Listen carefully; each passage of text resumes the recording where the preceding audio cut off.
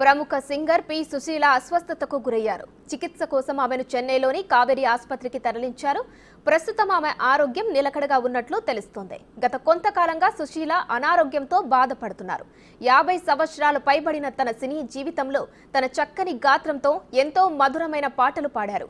తెలుగు, తమిళం, కన్నడ, మలయాళ, హిందీ, బెంగాలీ, ఒరియా, సంస్కృతం, తుళు, బడుగా, సింహళ భాషలలో 50,000కు పైగా గీతాలు పాడారు పి సుశీల.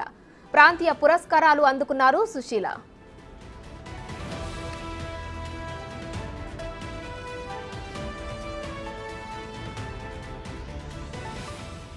ఆంధ్రప్రదేశ్లోనే విజయనగరానికి చెందిన పి సుశీల 1950 నుంచి 1990 వరకు దక్షిణ భారతదేశంలో అత్యంత విజయవంతమైన నేపథ్య గాయకురాలిగా ఎదిగారు. భారతీయ సినిమా రంగంతో సంబంధం ఉన్న ప్లేబ్యాక్ సింగర్. 5 జాతీయ పురస్కారాలు, పలు ప్రాంతీయ పురస్కారాలు అందుకున్నారు సుశీల.